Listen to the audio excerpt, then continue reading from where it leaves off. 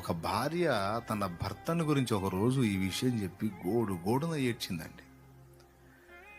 ఆ భార్య ఆ భర్త విషయంలో ఏదో పొరపాటు జరిగింది.